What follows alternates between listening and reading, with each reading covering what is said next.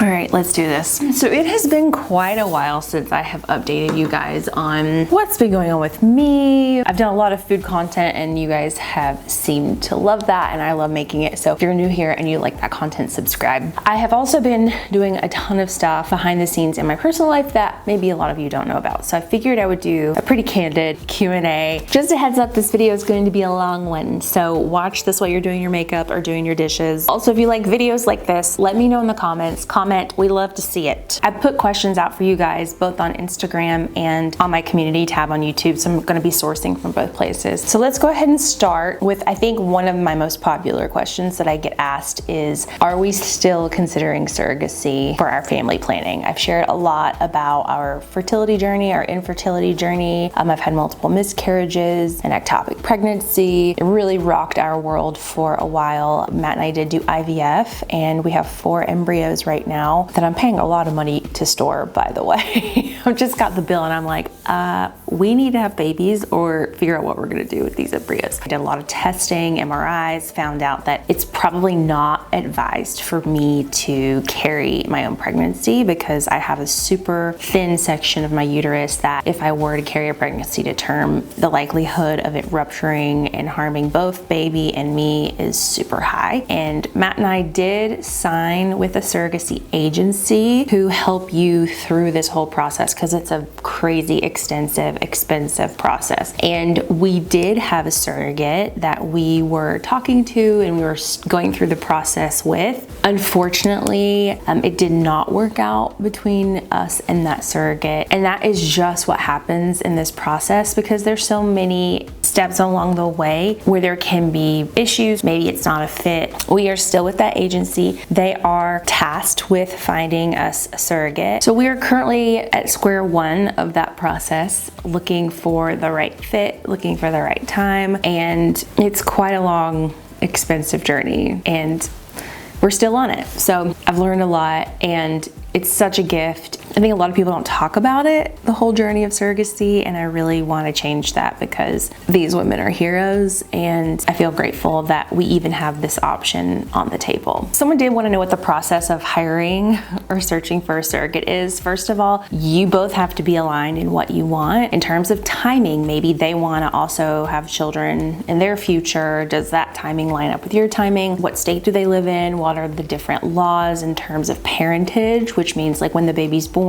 what legal paperwork do you have to do to be able to take your child from the hospital? A surrogate has to have already had a child of their own and they had to have had a healthy pregnancy, so no gestational diabetes. BMI has to be within a certain range. Like there are all these stipulations that my fertility doctor has on whether or not a surrogate would be a good fit, just because we'd never want to put her at risk in any way, shape, or form. And then for us, it was important that our surrogate have a support system, like family nearby, a partner who they love, and has that emotional support system around them, just because I know how hard being pregnant is, and I would never want to have someone go through that experience without someone with them. And it gets really nitty-gritty in terms of, does that surrogate want you to come basically live near them while they're in the last month of their pregnancy, just to make sure that you're there in case the baby is born? Some people don't care about that. Some people don't care if you're in the room with them when they're giving birth. Some people do. Some people, not us, but there's some parents who go so far as to want their surrogate to only eat like a specific kind of diet, like an organic diet that they obviously would have to pay for. But you know, it can get really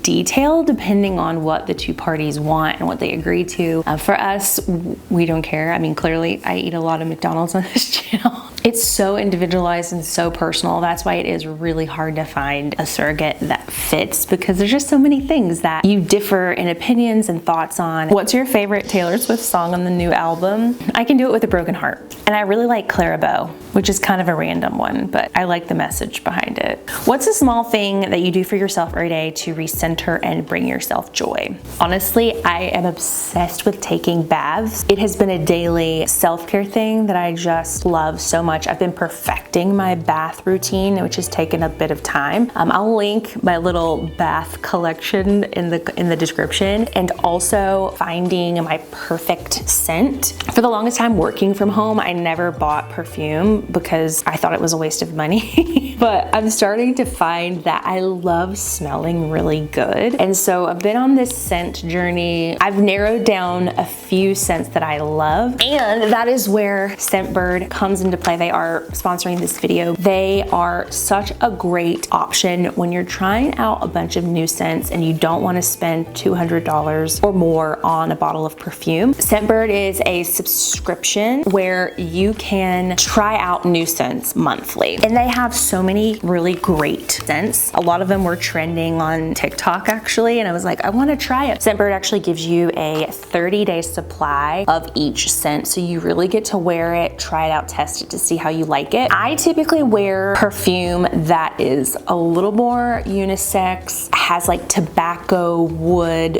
oud, vanilla, like darker scents, but those are really wintry to me, and I wanted something that was more spring forward, light. This one is the Parfum de Marly Delina scent. This was what was like viral everywhere. This one smells like crisp, bright. It has a fruity, floral, yet grounded musky scent, which is so much my style. Now, I don't like rose, but this has rose in it, but it's paired with some vanilla scents and some spicy notes, which really grounds it and makes it warm. This one's actually Matt's favorite. I love this scent. And the containers are so cute and perfect. You can just slide it in your purse or keep it in your car or put it in your luggage. Since I'm a sucker for vanilla, this one's called Vanilla Woods. It is a very vanilla, almost like a vanilla extract meets fancy date night. This smells more like a summer vanilla, and it has vanilla, rose, amber, and caramel notes. Okay, next is something I would never choose, but I'm so glad I got to try it. It's called Garden Party. It's by Memoir or Memory, I'm not sure, but it has scents of flowers that I'm obsessed with. Jasmine, magnolia. Jasmine we've planted all around our house in LA because when Matt proposed to me, he proposed to me and I was surrounded by jasmine. So when I think about jasmine or smell jasmine, it reminds me of when we got engaged. This is the Catherine Maladrino Mystere. Oh, and this is fruity, and I love it because it smells like summer. It smells like an event where a bunch of really attractive people who have really great style go and share a meal. I don't know, it's just like a model. It smells like sangria. It has lots of orange, cranberry, peony, and I love this cedar. There's like a little hint of cedar in there. They also have a lot of amazing high-end brands like Chanel. And if you're not really sure what type of scents to order online, to have a quiz, I'll link all the ones that I've tried below. If you're interested in trying Scentbird, you can scan the QR code or use the link below. And with my coupon code ErinR, you're gonna get 55% off at Scentbird, plus you're gonna get free delivery to your door and a free case. You get the product for half the price. That's just $8. I actually haven't put mine on today, so I'm gonna do the Parfum de Marly. Let's try it. So good. Might have got a little too heavy on it, but worth it. How is Matt doing after his surgery, and how are you doing, really? Well, Matt has 2 surgeries that are scheduled here in the next couple of weeks. He is currently in between jobs, and Matt is a media entertainment attorney. He has worked in big law, which if anybody knows anything about big law, you have no life. You're sucked into a vortex, and he would work 14, 16, 18 hours a day, and it was really stressful, and his health really faltered during that time. What? Speaking of the devil, Matt just walked in. The devil? It's a saying, honey. You know I love you. So he is between jobs, so he took a break and is actually starting at another law firm. And so during this short window of time, he needed to get a couple of surgeries. One was a septoplasty, which is like a nose job without the cosmetic part. And then the other one is a cyst removal that was really painful for him. And he'd been putting it off because he has had no time. And both of these require a lot of downtime. Actually, the cyst removal, I think he probably is gonna be in bed for at least a week. And then the nose job is about a week or 2 recovery. So I'm gonna be nurse Erin taking care of him. He's never had a surgery before, so I'm a little nervous about it. Check in with me in a couple weeks to see how he's doing, but fingers crossed he does okay. Also, if you have any any tips for what to eat, soft foods that have high protein, let me know in the comments. I really miss your YouTube vlogs. Any chance they might come back? So I did have a vlog channel for a minute, and then when the ectopic pregnancy happened, it was just too hard for me to just keep doing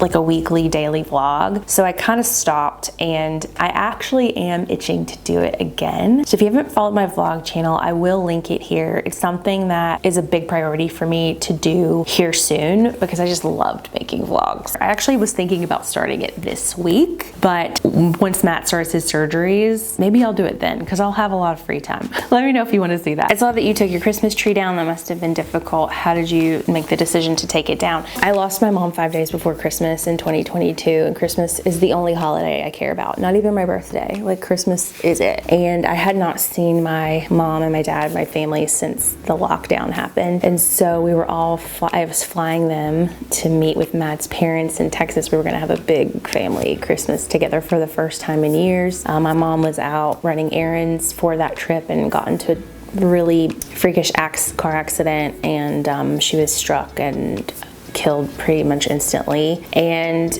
it was so shocking to have to go through that experience, period, but to go through it around the holidays when, you know, there are gifts under the tree that my mom had wrapped. It was such it was like the worst case situation, and it really does, the trauma does something to you. And when I got home from my mom's funeral, I just looked at that tree and I knew that if I took it down, I may never put it back up again. So I just decided I would leave it up because I just didn't know if I'd have the strength, and it was worth it to me to just leave it there and just see what happens. And I'm glad that I did. It actually really was healing for me. It was silly to everyone else. Like, my neighbors would be like, why do you still have your Christmas tree?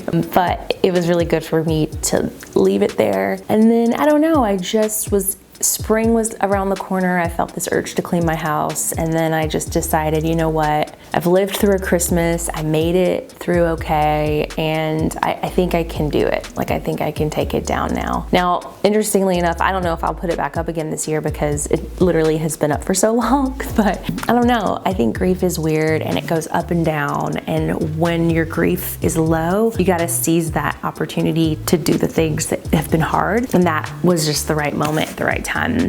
You know, it's just, I'll never get over it. It's something that I think about and I mourn every single day. I'm sure you have your own Christmas tree that you're dealing with and your own trauma. We're all going through something, right? A desert rat update. Okay, some of you may not know, I did have a bunch of subscribers join the party recently. I have a home near Joshua Tree, California. I've been renovating it for 2 years now. It's almost done. I feel like I say that in every video, but I actually think it's almost done now. We had an infestation of rats, desert rats, outside the property, tearing up all of our exterior furniture, burrowing and building nests in our grills, and it's just been out of control this year. Apparently it's a Joshua Tree issue this year. Rats are going everywhere, going insane. They're like dying in people's pools. My pool guy said that every pool he cleans, there's always a dead rat in it up here, which is troublesome and disgusting, but we're doing whatever we can to get rid of them. We saw a gopher snake on a hike yesterday out in our property, and we almost tried to go back and get it and just bring it here. So nature could take its course, but they've destroyed everything. They've destroyed thousands of dollars worth of things, furniture, items that we've put out. And so now we just have to move forward and figure it out. We set baits for them. They outsmarted every single bait that we put out. Also, did you know that, like,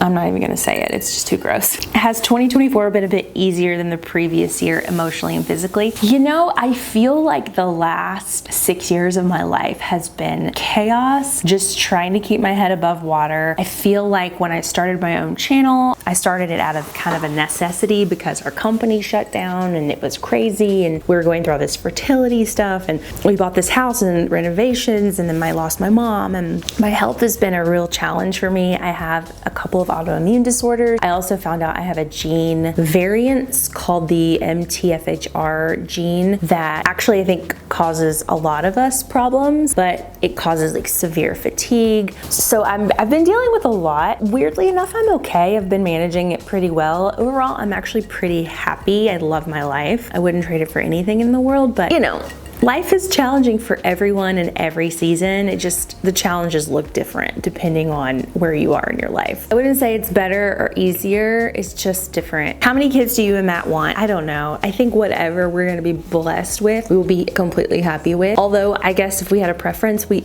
actually would love to have twins. I think 2 would be great, 3 if we win the lottery, just because it's so expensive. I'm actually thinking about doing another round of IVF this year, depending on what Matt's new insurance covers, if they cover it or not. If they do, I think I'm gonna do it, just because you never really know what happens with embryos when you do implant them. So I might be doing another round of IVF, which I'm not super thrilled about because I don't love pumping my body full of hormones. And after my last round of IVF, I did find 2 masses in my breast, 1 on each side, and there are some schools of thought that say that if you do IVF, it could increase your chances of that. I don't know if that's true or not. I didn't read it in a research paper. Do your own research, but the timing of that's really unusual. So I'm a little on the fence about it. Let me know if you've walked through that. I have to go get my breast biopsy here in a couple of weeks. I'm so nervous about it because I just hate pain. You know, I feel like I've put my body through so much pain over the last few years. I'm just like, please not again. But it's necessary, and if you have tips on how to survive it without having a mental breakdown while you're on the table, let me know. So I'm just trying to get through Matt's surgeries first, and then I'll come into my own situation and solve that problem. But I would be lying if I didn't say I'm nervous about it. Would you ever move back to the East Coast? Funnily enough, Matt almost accepted a job on the East Coast working with a really, really big popular person. I can't really say who, but I'm really glad he didn't take that opportunity for a multitude of reasons, most of which now we can settle into our new life with our new property. How's the Tesla? Ugh, it's fine. I haven't had really any more issues that are new with it. I've vented enough about my Tesla on the internet, but still wouldn't recommend it. How did you and Matt meet? We were set up on a blind date, and our first date, like in-person date, was at a cheesecake factory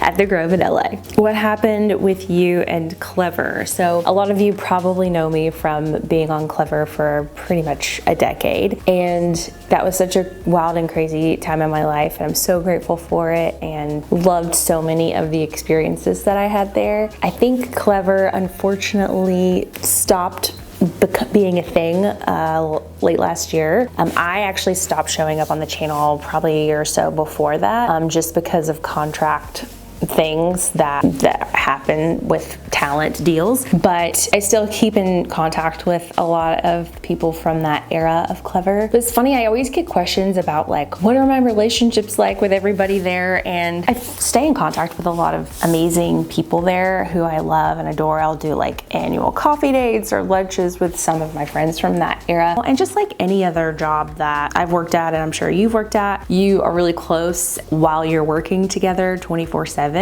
But as you grow and evolve and change, and they grow and evolve and change, and people move to different areas and go on different journeys, you just aren't really a fit for inner circle relationships. And I feel like there are people who I'll always adore, root for, stay in contact with. But in terms of being in my current inner circle, I wouldn't say a lot of the people from that era are, but also I don't even have time for the people who are in my inner circle. I do wish everybody the best though. There are so many talented, amazing people who worked at that brand, who helped build that brand, and I root for all of them. I hope everybody is just doing the best and enjoying their life and are as proud as I am that we all came together and made this amazing magic thing for such a time as that. What do you do to maintain your color? I have a lot of questions about my hair. I've done a video on what my hair color is. I'll link it below. I wish I had some sort of special secret sauce, but I don't. I use Joico hair color shampoo and conditioner just to make sure I'm doing my hair justice and treating it well. I don't wash it super often. It's pretty dirty right now, actually. I wash it like once every 3 days or so. I sleep with it down. I don't sleep with it tied up in a bun or anything. anything. I don't really know. Apple cider vinegar hair scalp masks from time to time. I do a lot of head massage, scalp massage, mostly because I'm losing my hair like right in this section of my head, which I think has to do with hormones because it has been a very stressful couple of years for me.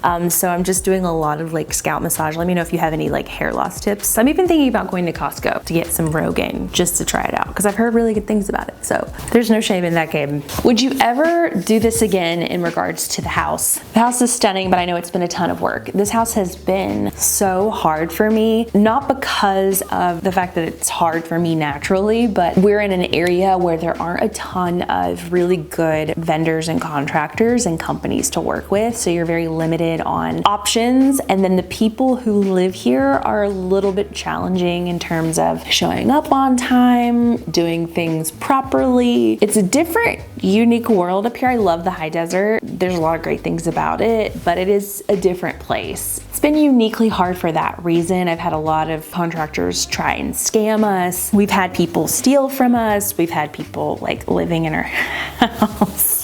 It's been unique. I would do it again because once you guys visit, we're going to be renting this out for, you know, vacation folks. So I'll link it in the description. Once you visit this place, you will realize how magical it is. This is not just like a house in a neighborhood that we flipped and turned into an Airbnb. I know people do that. I know that's like a whole industry. I know there are a lot of, you know, ethical conversations to be had about that. And I can totally appreciate that. For us, this property was more than that. We will be renting it just because I think it's a wise decision to try and make some money back on a big investment like this. But there's part of this property that I haven't disclosed to you, like what our plans are over the next 5 to even 10 years. We have 10 acres here and we're hoping to expand this and turn it into something really special. We're not gonna build a bunch of like Airbnbs on it. It's gonna be something different. It's a big long-term goal of ours, but for us, we just kind of wanted to maybe make some of our money back by renting it. Also, it's so special. It's really selfish to not allow people to come here and experience what this place is. And this is our place. This is where we're going to vacation. This is where we're going to escape to. This is not just like a money thing for us. And you can tell we didn't buy, you know, cheap furniture off Facebook Marketplace that we just didn't care about. Like we've curated everything in this home because we love it. And this whole place is part of our family legacy. And I feel really, really blessed and privileged and honored to be here, to be able to do what we did. And I would do it again for sure. I would just maybe reset my expectations. I thought we would be done with this house in like 8 months. It's been 2 years and counting. How is Benji? He's good. I think he has an ear infection right now. He's been scratching his ears and he's got a lot of gunk in there and been cleaning it out regularly. But I think we gotta take him to the vet. Golden retrievers get ear infections really easily because their ears are flopped over and yeast and stuff builds up in there. So if you aren't like constantly cleaning them, they can be a problem. And that's really the only thing that I have found to be a problem for him. Although I am going to be doing this thing I saw on TikTok. It's a cancer screening for dogs urine test. Golden retrievers are one of the top breeds that die of cancer more than any other breed. And usually it's around like the 10-year or younger mark. And they're doing this huge research study with like thousands of golden retrievers right now on